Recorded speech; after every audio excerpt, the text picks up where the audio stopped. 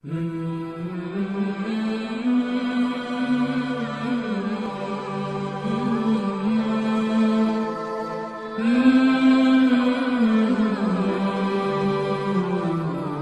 عليكم ورحمة الله تعالى وبركاته.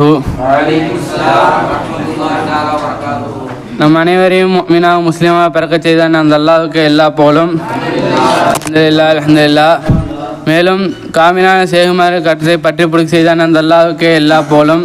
அல்ஹம்துலில்லாஹ் அல்ஹம்துலில்லாஹ் அல்ஹம்துலில்லாஹ். அல்லாஹ் தஆலா நம்மீது செய்த நியாமத்தில் பெரிய நியாமத் நம் அனைவருக்கும் மத சகோதர பாக்கியத்தை கொடுத்தான். இக்காலத்தில் எத்தனையோ மக்கள் நம்மளை போன்ற நபர்கள் இருக்கிறார்கள் வெளியே ஸ்கூல் படிப்பு படித்து கொண்டு. ஆனால் அவர்களுக்கெல்லாம் இந்த ஒழுக்கம், இந்த மார்க்கம்னா என்ன, அல்லாஹ் ரசூல்னா என்ன என்று தெரியாமல் இருக்காங்க. ஆனால் அல்லாஹ் நம்மளை அப்படி விடாமல் அவனை பார்த்து அறிவதற்கும் அவனை ரசூலை பார்த்து தெரிந்து அறிவதற்கும் அல்லாஹ்வுடைய மார்க்கத்தை கற்பதற்கும் அல்லாஹ் நம்ம மதசாவை கொடுத்தான். அல்ஹம்துலில்லாஹ். இந்த மார்க்கத்தை கற்பவர் மக்களிடத்தில் மதிப்புள்ளவராக இருப்பார். அந்த நபரா அவர் ஆலிமோத நபர், அவருக்கு ஒரு மரியாதை கொடுப்பாங்க. ஏன்னா அவர் ஒழுக்கமுடையவராக இருப்பார். இந்த மார்க்கம் என்ன, பிற மார்க்கமும் இந்த மார்க்கத்தை பார்த்து ஒரு ஆச்சரியம், ஒரு அன்பு இந்த மார்க்கத்தில் படுதுன்னா இந்த மார்க்கத்தில் சொல்லப்படுகிற ஒழுக்கம்தான். அப்படிப்பட்ட மார்க்கத்தை கற்பதற்காக அல்லாஹ் தஆலா நம்ம அனைவருக்கும் வசாவை கொடுத்தான். அதன்படி அமல் செய்ய பாக்கியத்தை அல்லாஹ் தஆலா நம்ம அனைவருக்கும் தருவானாக. ரசூல் ஸல்லல்லாஹு அலைஹி வஸல்லம் ஹதீஸில் கூறுகிறார்கள், அலா இன்னல் துன்யா மலூனத்துன் வ மலூனும் மா ஃபீஹா இல்லா திக்ருல்லாஹி வ மா ஆலாஹு வ ஆலிமு அவ் முத்தஅல்லிமுன். நிச்சயமாக இந்த துனியாவாகிறது சபிக்கப்பட்டதாக இருக்கும், இன்னும் இதற்கு அனைத்தும் சபிக்கப்பட்டதாக இருக்கும். இல்லை தவிர, எதை தவிர? இல்லை அல்லாஹ்வுடைய திக்ரை தவிர, இன்னும் அதற்கு உதவியாக இருக்கக்கூடிய கருவிகளை தவிர இந்த உலகில் இருக்கும் அனைத்தும் சபிக்கப்பட்டதாக இருக்கும். இப்போ அல்லாஹ் தஆலா இந்த மார்க்கத்தை படிக்கிறதுக்கு வாய்ப்பை கொடுத்தான். அது மட்டும் இல்லாமல் இப்போ நம்ம கிதாப் எழுதுகிறோம், படிக்கிறோம் என்றால் எழுதுறதுக்கு அல்லாஹ் பேனாவை கொடுத்தான். சும்மா கை வச்சு நம்மளால் எழுத முடியாது. இந்த பேனாவை கொடுத்து இந்த பேனா மூலம் எழுதுங்கள் என்று பேனாவை கொடுத்தான். அப்போ இந்த இல்முக்கு, இந்த படிப்பை கற்பதற்கான இந்த பேனா நமக்கு உதவியாக இருக்குல்ல. அப்போ அந்த பேனா கொடுக்க வேண்டிய மதிப்பை நம்ம கொடுக்கணும். அது அசால்ட்டாக தூக்கி வீசுறது, அது கீழே போட்டு மிதிக்கிறது, இந்த மாதிரி அதை கொண்டு வீணாக விளையாடுவது, இந்த மாதிரி செயல்கள் சென்றிருந்தால் அதற்குரிய மதிப்பாகாது. இன்னொன்று, நமக்கு அல்லாஹ் தஆலா தஸவுஃபுடைய பாடத்தையும் கொடுத்தான் அல்லாஹ்வை பற்றி அறிவதற்கு. அந்த பேனாவால் சுயமாக தேவையை பூர்த்தி செய்ய முடியுமா? முடியாது. ஏன்? அல்லாஹ் தஆலா தான் பேனா மூலமே தேவை பூர்த்தி செய்கிறான். அல்லாஹ் குர்ஆனில் கேட்கிறான், அம்லஹும் கைரல்லா இலாஹும் கைரல்லா, அல்லாஹ் தவிர வேறு இலாஹ் இருக்கானா என்று அல்லாஹ் கேட்குறான். அப்போ ஒவ்வொரு பேனா மட்டும் இல்லை, பேனால் ஒவ்வொரு எழுத்து எழுதும் போது இந்த பேனா என் தேவையை பூர்த்தி செய்யாது, அல்லாஹ் தான் என் தேவையை பூர்த்தி செய்கிறான் என்று பார்க்க வேண்டும். அது மட்டும், நம்ம இந்த பாடத்தை படிக்கிறோம், காலையில் 4 மணிக்கு எந்திரிக்கிறோம், நைட்டு 10 மணி வரையும் நம்ம விழித்திருந்து இந்த பாடத்தை படிக்கிறோம்னால் அதற்கு நமக்கு ஒரு சக்தி வேணும். நம்ம ஆக்டிடியூடாக இருக்கணும்னா நம்ம சாப்பிட்ணும். அப்போ அல்லாஹ் தஆலா மற்ற மதசா போல் வெறும் சாப்பாடு சாம்பார் மட்டும் கொடுக்கல, தினமும் கறிமீனே கொடுக்குறான்.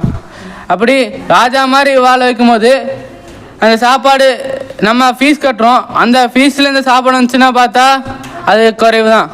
வெளியிருந்து எத்தனையோ பேர் அவங்க சம்பாரித்து அந்த காசில் கொஞ்சம் கொடுத்து நம்ம இந்த கறிமீன் வாங்குறதுக்கு உதவியாக இருக்காங்க. அப்போ அவங்க இவ்வளோ செய்யும் போது இந்த கறி நம்ம சாப்பிட்றோம். அப்போ சாப்பிட்டு நம்ம நாட்களை வீணாக கழித்தால் அவளுக்கு கொடுத்த நோக்கம் நம்ம நிறைவேற்ற மாதிரி ஆகாது. இது இன்னும் அவளுக்கு கண்ணியம் கொடுத்த மாதிரி ஆகாது. அவங்க என்ன நோக்கத்தில் கொடுத்துருப்பாங்க?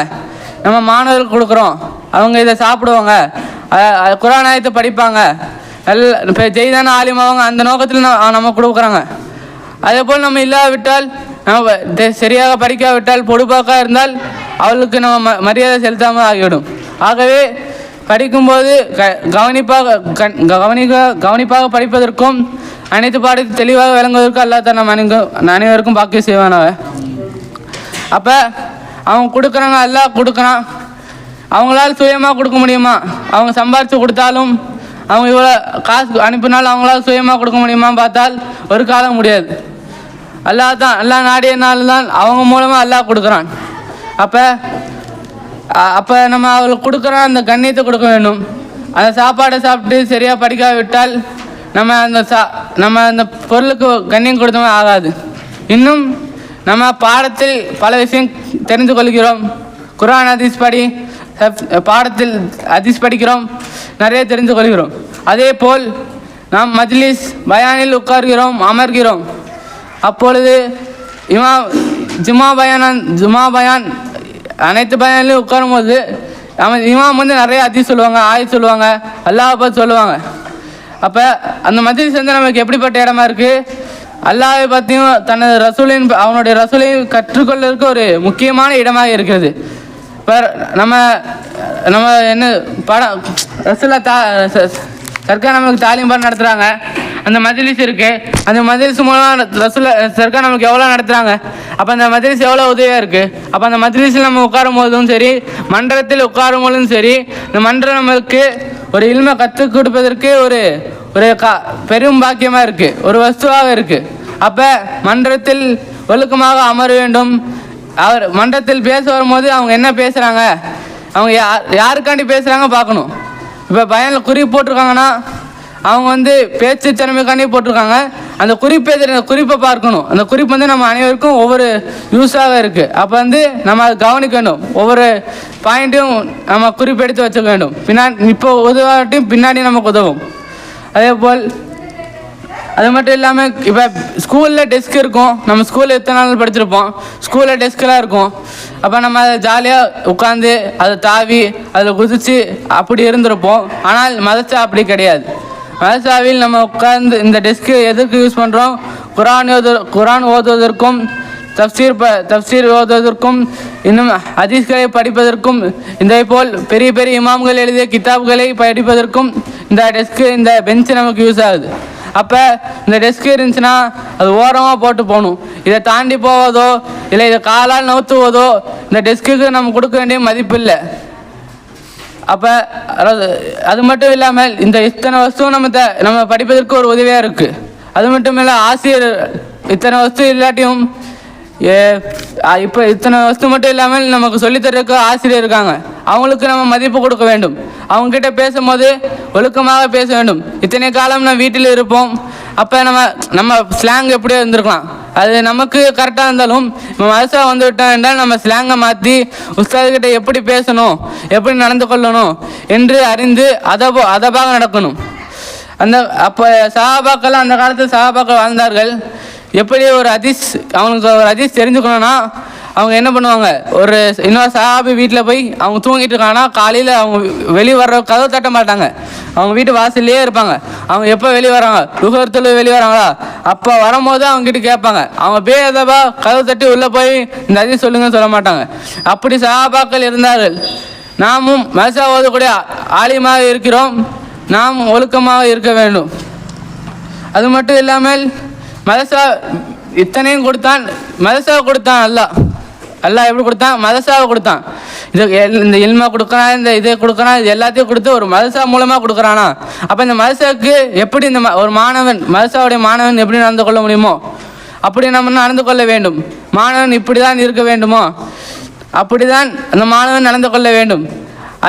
அதற்கு மாறாக நம்ம நடந்தால் இந்த மதரசாக்கோ நம்ம கற்ற இல்முக்கோ நம்ம மாறாக நடக்கும் பொழுது அதுக்கு நம்ம கண்ணியம் கொடுக்காத போல் ஆகிவிடும்.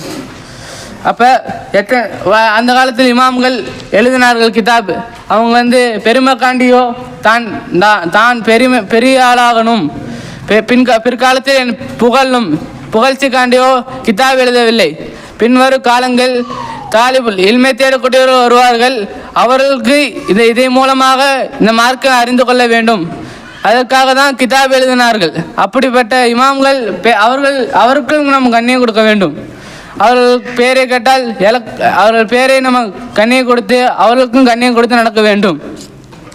அது மட்டும் இல்லாமல் அப்போ நம்ம இப்படிலாம் நடக்கணும். ஆனால் இன்னல் நஃப்ஸா அம்மாரத்து பிஸ்ஸுக், நிச்சயமாக இந்த மன எச்ச நஃப்ஸாகிறது தீயதை கொண்டதை ஏவும். நம்ம இதில் என்ன சொல்லுவோம், இந்த பெஞ்சை இப்படி தாண்டியே ஒன்றும் ஆகாது, குரான் இப்போ இல்லை குரானை வச்சு யூஸ் பண்ண தான் செய்வாங்க. குரான் இப்போ இல்லை, சரி தாண்டியே போ. முஸ்லிம்கள் நமக்கு எதுவும் தப்பாக நினைக்க மாட்டாங்க. சரி பேனான்னு நம்ம வளர்றதுனால ஒன்றும் ஆயிடாது. இந்த பேனா கீழே போட்டு மிதிக்கிறது பேனாவுக்கு ஒன்றும் ஆயிடாது. இந்த மசாலா நம்ம ஜாலியாக இருக்கும், ஒன்றும் பிரச்சனை, ஒரு பெரிய பிரச்சனையும் இல்லை. இந்த மஜ்லிஸில் நம்ம தூங்கிறோம், ஒரு பிரச்சனையும் இல்லைன்னு நினைக்கக்கூடாது. நம்ம கற்ற இல்முக்கு அமல் செய்ய வேண்டும். இந்த இந்த நஃப்ஸ் இடத்துல தான் நம்ம இல்மை நம்ம காட்டணும். அந்த காலத்தில் சஹாபாக்கள் போருக்கு போயிட்டு பெரும் போருக்கு போயிட்டு வந்தாங்க. அப்புறம் போர் முடிஞ்சு சொன்னாங்க. அப்புறம் ரசூலுல்லாஹ் சொன்னாங்க, இதுக்கப்புறம் தான் நீங்கள் இன்னும் பெரும் போரும் பார்ப்பீங்க. அதான் நஃப்ஸை நம்ம கட்டுப்படுத்துறதுக்கு அல்லாஹ் தஆலா நம்ம அனைவருக்கும் தௌஃபீக் செய்வானாக. பாஹிர் தாவானா.